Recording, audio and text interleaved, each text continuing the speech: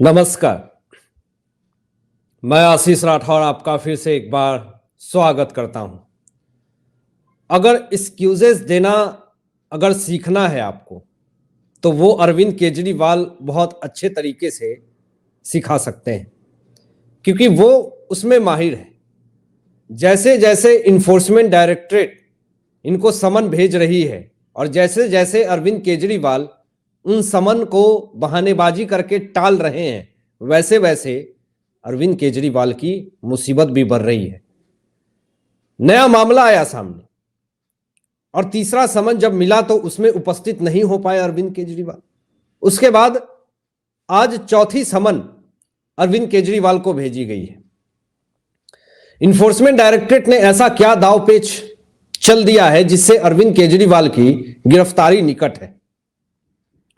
इस विषय में मैं आपको अगर बताऊं और लेखा जोखा तमाम चीजें अगर आपको समझाऊं तो अरविंद केजरीवाल की गिरफ्तारी की तलवार निकट है और उनके ऊपर लटक चुकी है। जरा देखिए मामला क्या है कि इन्फोर्समेंट डायरेक्टरेट ने चौथी समन भेज दी है अरविंद केजरीवाल को। 18 जनवरी को पूछताछ के लिए इन्हें बुलाया गया है।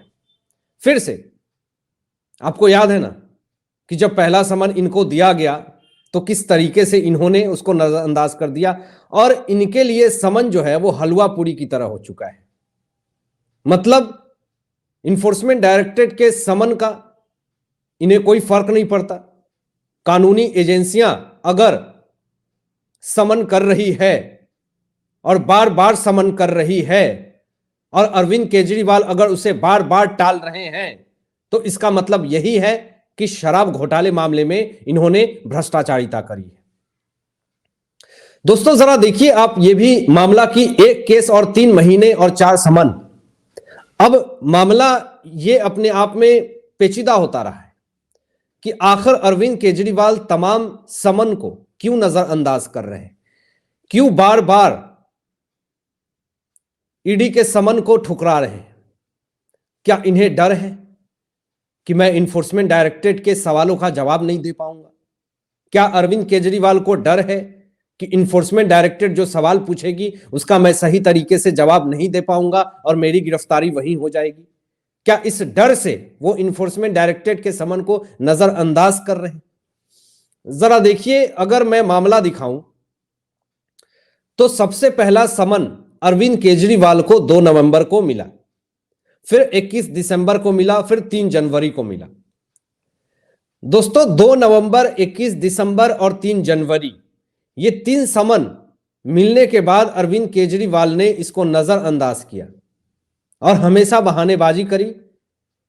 कभी विपासना में चले गए, कभी राजनीति मुद्दा को लेकर के उठा दिया, कभी ईडी के ऊपर ही सवाल खड़े कर दिया और हमेशा खुद को बचाने के लिए इन्फोर्समेंट डायरेक्टरेट को टारगेट करना शुरू कर दिया। और इसका यही सबसे बड़ा रीजन है कि अरविंद केजरीवाल अब और शिकंजे में फंसते जा रहे हैं। लेकिन मैं आपको बताऊं कि जो 18 जनवरी को फिर से जो इनको चौथा समन भेजा गया है, इस बार इनकी कोई बहानेबाजी काम नहीं आने वाली है। सीधा इनको उठा करके सीधा अंदर डाला जाएगा, क्योंकि जिस तरीके से ये कहते हैं कि हम कानून की रक्षा करते हैं, कानून की सम्मान करते हैं, कानून की इज्जत करते हैं। अगर आप कानून की इज्जत कर रहे होते, सम्मान कर रहे होते तो इन्फोर्समेंट डायरेक्टरेट के पहले समन में ही आप पहुंच गए होते इन्फोर्समेंट डायरेक्टरेट के दफ्तर में। अगर आप सही होते और आपको बेखौफ हैं आप कि आपको पता है कि मैंने कोई गलती नहीं करी है, मैंने कोई शराब घोटाला नहीं किया है, मैंने शराब नीति में बदलाव करके कोई गलत काम नहीं किया था, अगर आपको लगता है तो आप सीना चौड़ा करके इन्फोर्समेंट डायरेक्टरेट के सामने बैठते और कहते कि पूछो क्या पूछना है, सवालों का जवाब मैं दूंगा। जो जनता के बीच में चीख चीख करके झूठ पे झूठ, झूठ पे झूठ जो अरविंद केजरीवाल बोलते रहते हैं, वही उतनी सफाई से और कॉन्फिडेंट से इन्फोर्समेंट डायरेक्टरेट के सवालों का अगर जवाब दे दिए होते तो आज जो इतना बड़ा बखेरा और इतना बड़ा तमाशा और जो इन्फोर्समेंट डायरेक्टरेट बार बार इनको समन करने के लिए मजबूर है, ये नहीं हो पाता। क्या इन्फोर्समेंट डायरेक्टरेट के लिए सिर्फ और सिर्फ अरविंद केजरीवाल ही तो नहीं है, उनके पास और भी काम है, और भी केसेस हैं। ऐसे केसेस की तो कमी नहीं है। विपक्ष ने ऐसे बहुत सारे बीज बो रखे हैं भ्रष्टाचार के, जिसको खत्म करने के लिए पूरी एजेंसियां एक लगी हुई है, लेकिन वो बीज खत्म ही नहीं हो रहा, क्योंकि बीज बीज नहीं है, वो तना भी दे चुका है, उसकी डाल भी बढ़ चुकी है, और इतना नेटवर्क है और इतना इनका नेटवर्थ है जिससे कि इनको रोक पाना बहुत मुश्किल है। एक तरफ देखिए कि ये चौथे समन का जवाब नहीं दे रहे हैं, और अरविंद केजरीवाल हमेशा बहानेबाजी करने में पीछे नहीं हट रहे। सिर्फ और सिर्फ बहानेबाजी करना कोई अगर सीखे तो वो अरविंद केजरीवाल से सीखे, क्योंकि इन्होंने बहानेबाजी में पीएचडी कर रखा है और झूठ बोलने में भी पीएचडी कर रखा है। इनसे कोई नहीं जीत सकता है। जरा देखिए दोस्तों, यहां पर एक और सवाल उठाया, आप तो कानून के नियमों की अवहेलना कर रहे हैं, और दूसरी तरफ जो मामला है वो देखिए। यहां पर एमसीडी को लेकर के बात कही गई। ये ओबराय शैली कह रही हैं दिल्ली एमसीडी से कि बीजेपी शासित एमसीडी में दिल्ली में सफाई व्यवस्था बहुत बुरी थी। इस तरह से मैं आपको बता दूं कि जो एमसीडी की बात कर रही हैं कि भाजपा शासित में एमसीडी जब थी, एमसीडी की थी, तो उस वक्त दिल्ली में बहुत सारी गंदगियां थी।